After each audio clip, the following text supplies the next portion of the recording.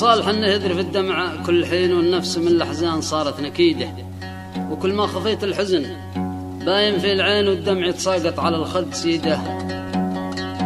هذه أبيات من قصيدة كتب كلماتها الأخ حافظ صالح بن سميدع، وهي مرثية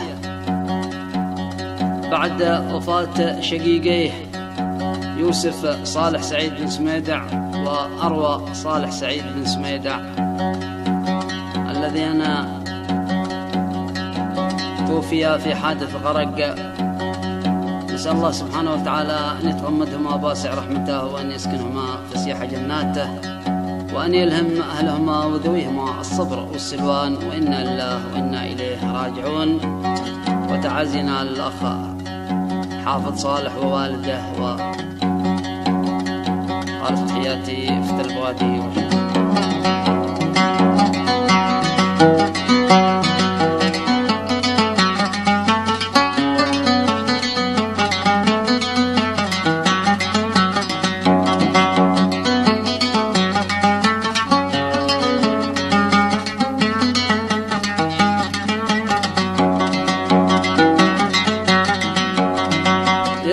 طلبتك تغفر الذنب وتعين عبدك لا حاطت هموم شديدة، ترحم الذي في اللحد ضاوي والطين، وتسكنه يا الله جنة سعيدة.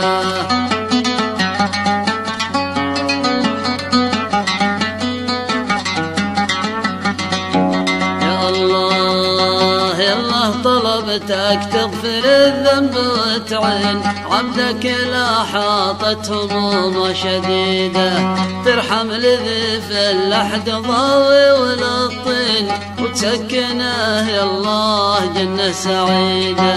من صالح انه يذرف الدمع كل حين، والنفس من الأحزان صارت نكيدة.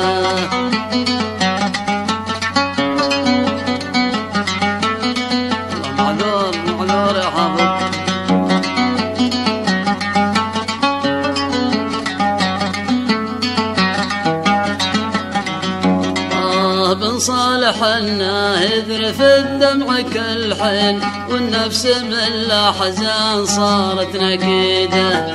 كل ما خفت الحزن باين في العين، والدمع يتساقط على الخد سيده. كل ما خفت الحزن باين في العين، والدمع يتساقط على الخد سيده. كرن في جوفي تلهب بنارين، والدم واقف ما عبر في وريده.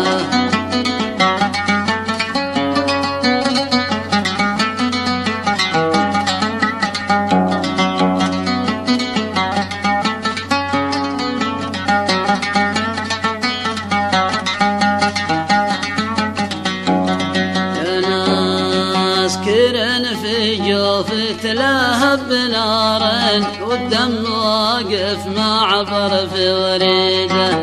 مضى على يوسف يساري واليمين، يوسف أخي هو لي مكاسب وفيده.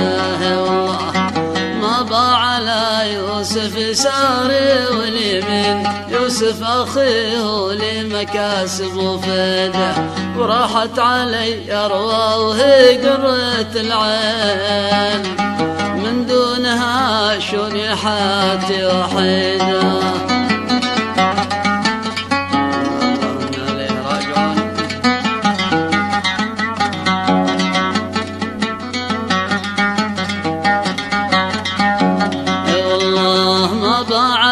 يوسف يساري واليمين، يوسف أخي هو لي مكاسب وفيده. وراحت علي أروى وهي قرة العين، من دونها شوني حياتي وحيدة. بعطيك لا الموت من فوق ال2000، والنكتبات القط ما تريده.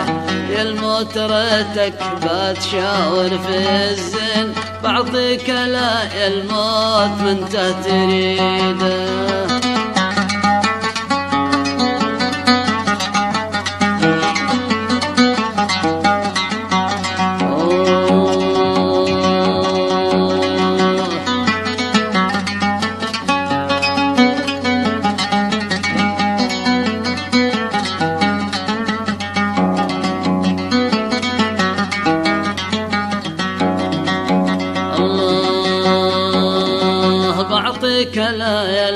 الموت من فوق الألفين، وإنك تبغى تلقط القط ما تريده.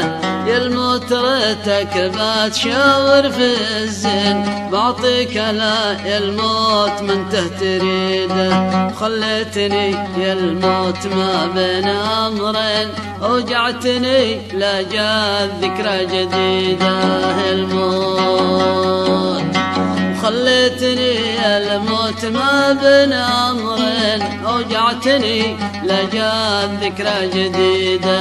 فرق أخواني وفراق المحبين، زادت همومي في الأمور العديدة.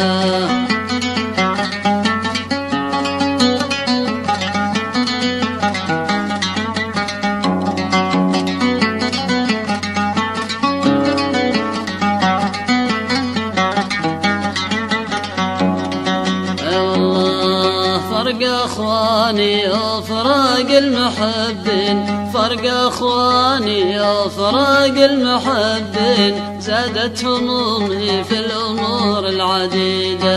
وفراق يوسف شق في الحال نصفين، شتت حياتي ريتني صاف حيده. وفراق يوسف شق في الحال نصفين، شتت حياتي ريتني صاف حيده. أجبرتني يا الموت عفراق الاثنين، خليت حافظ للظروف العنيدة.